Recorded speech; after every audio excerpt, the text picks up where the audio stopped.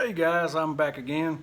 It's a rainy day and nothing's on TV, so I was sitting in the house and obviously I got bored. So I figured, hey, I'll run out to the garage and see if I can't find something to do. So today, what I'm gonna try to do is I'm gonna try to make a gun concealment box that hangs on the wall and has a little slide where you slide the edge of it out to reach in and grab your pistol, somebody breaking your house. Or if you just wanna hide your gun from your kids or whoever, hide it from the wife where she don't know that you bought it.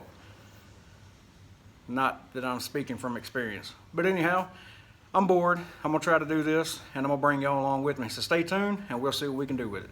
So here's my lumber list. This is a 1x12. I think I bought it by 6 foot long, which is the shortest one I could get. And what I did, as you can tell right here, I run this through the planer and I planed it down to a 1/2 inch because I didn't really want it 3/4 of an inch. Then I bought 2 4x4s untreated. And also with those, I ran them through the planer and I wanted one side a little smaller, but I'm gonna need, this is the wide side. So let me turn them up side by side. I needed one to be wide, and I just want the side to be a little bit narrower because you're gonna have this width to be able to put the back on, the front on, and still have enough space in the center for the pistol to sit in. So those are 8 feet long. I got those ready. So now I'm gonna go ahead and cut them down the length and try to figure out what I'm gonna do next.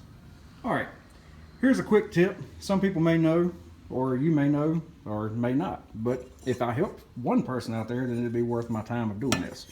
So anyhow, if you go to measure a board, this is a 12-inch board per the store. Reality is 11 1/4 inches wide.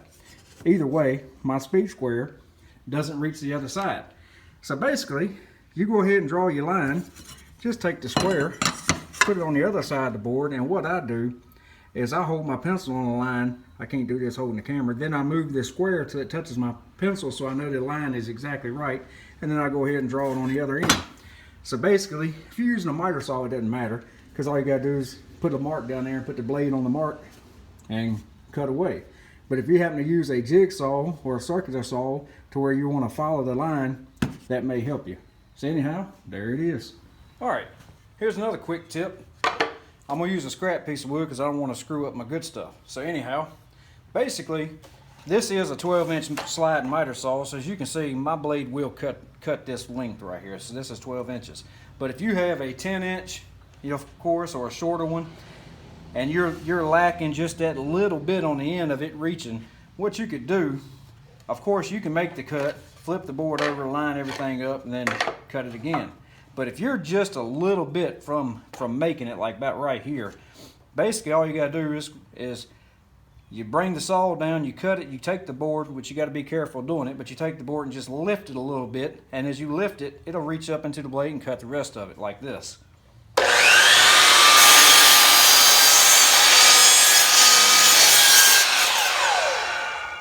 And then you can cut those boards that otherwise you can't reach or your blade ain't big enough to get a hold to. So this is where we are now. I took my router table and I set the bit up 3/4 of an inch high. So that's how deep it's going to cut. And I also moved it a little over 1/4 of an inch back and used this fence and just ran the wood across. I forgot to film it when I was doing it. So basically, here's the frame and the sides. What this is going to do is when you pull this out, it's going to pull the cover with it.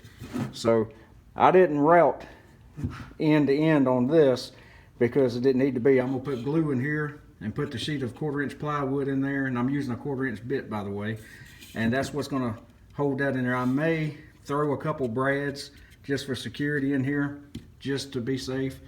And then of course this is the track that it's going to slide all the way into. I did do those all the way through, as you can see here.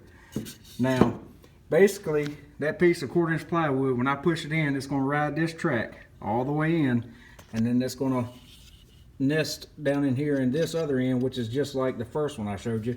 It's not routed all the way through, so it'll go in here and that's how it'll lock up. So when it's all together, it'll look like just one solid picture frame, and the way you access it is you'll grab a hold to it and just slide the piece out.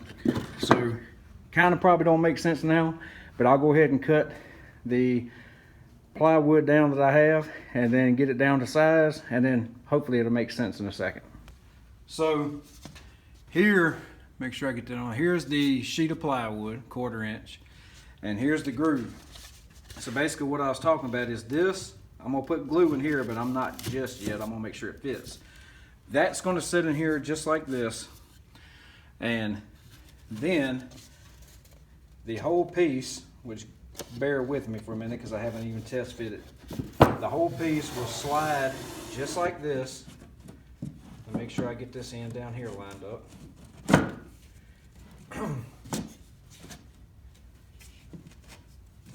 All right, so basically the whole piece is going to sit just like this, and that'll be the front of the box. And then of course you got the bottom. So you can put some sort of a decal. I don't know what I'm gonna put on it, but I'm definitely gonna put something on here. But you can put some sort of a decal, a monogram, or whatever you want when you go to hang this on the wall. But what it'll do, which is not gonna work quite yet because I don't have anything fastened together. So when you go, there's a 1/4 inch lip all the way around, which will give you just enough to where you can hang on to this. When you go to pull this out, the whole thing will slide just like this. And then your gun, I'm gonna probably use a dowel rod or something, maybe a magnet, not sure yet. Your gun will be mounted here. That way, if you need to get to your gun in a hurry, you can grab it, and there it is. So now, I'm gonna go ahead and take this piece and put some pocket holes in it, because ultimately that's what I'm gonna fasten this together to the other sides with, is pocket hole screws. So I'm gonna go ahead and get that done, and I'm gonna glue these edges as well, and just put the thing together and get it done so you can see what we're talking about with the finished product. So I'm actually doing 2 of these at a time, and like I said, I got them stuck in there and have the glue drying, and I did tack it with a couple brads through the notch so it would hold it. So now we're putting this thing together. Here's the pocket holes.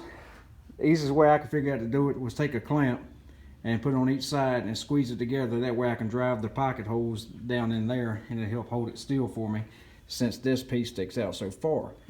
So I'm gonna go ahead and do this side, which I've already got, as you can see, and then I'll flip it over and do the opposite side, and then it'll make doing the end pretty easy. Now we're on the home stretch. So basically now I've got the 2 done. I'm waiting for those 2 to dry, which I'm very impatient. I wish they'd hurry up. So I fired up the old wood stove because it's kind of cold in here. Maybe that heat will help dry that glue faster. So let me grab this and I'll show you what we're looking at. You got the dowel rod. You just hang that on there like that, and you put your couple magazines here or extra ammo if you choose to. And if you even wanted to, you could move the dowel rods around and you could probably get 2 pistols in there if you choose to. But that's the way we stand now. You don't have to use this as a gun box. You can use it as for anything you want to conceal: jewelry, money, birth certificates, or whatever. You hang it on the wall, and unless the criminals watch a lot of YouTube and they see this, they'll walk in your house and they'll never know that those 2 things right there, or that one, whichever, is a concealment box. Plus, let me get this out the way. The way I'll mount it to the wall is I'll drive a screw here and then probably one here and put it directly into the stud. So I'll find the stud on the wall, and then like I said, I'll do the 2 screws. That way it's anchored to the wall real tight and people just can't run up and take off with it. And if somebody bumps it, it's not going to fall and damage your gun. So that's where we're at now. Like I said, just waiting for that to dry. And as soon as they get done drying, we'll throw a coat of stain on it. And I still ain't figured out what I want to do as far as the front for a decal or whatever. So I guess I can figure that out while the glue's drying. This is after putting the dark walnut stain on it. And I chose to leave this the natural color. Oh, let me show you this too. I ended up adding 2 magnet closures. Let me see if I get the light right there. It'll stay shut pretty good, but I just wanted that extra sense of security, and that way it'll stay together. So that's it in its entirety. And like I was going to say, I left this the same color because I like the two-tone. And what I'm going to do is I'm going to go on my Silhouette Cameo and I'm going to create some sort of a decal and just reverse it and use it as a stencil and then paint that on here. That way I'll have something decorative on the front. So basically that's about it, and I'll go ahead and do the decal and get it painted and then show y'all the final video. Alright, so now I've got the decal. What I did is just cut out, this is actually wall 631 Oracle, it's wall removable vinyl. So when you use it as a stencil, it comes off a lot easier than a permanent. So basically, I've got the transfer tape over this. I'm going to take the white backing off. I'm going to lay this down. I'm going to try to get it best as I can in center. And then I'm going to take paint and I'm going to paint inside of all these little white spots. Then once it starts drying a little bit, I'll peel the decal off and it'll leave the image on here. Then of course I'll have to go back and pick every one of these stars and all these little spots right here. I'll have to pick them out. So I'm going to go ahead and get started on that and show you the finished product. Well, that's it. She's finished now. And I did add some spray-on polyurethane. I did 2 coats, as you can see right there with the shine. That way, if anything hits the decal in the center, it'll be a little bit harder to scratch it off or knock that paint off. But that's it in a nutshell. If you got any questions, shoot me a comment and I'll try to answer them best as I can. And like I always say, thank you for watching and have a nice day. Like and subscribe. Let's not forget about that part. Y'all have a good day.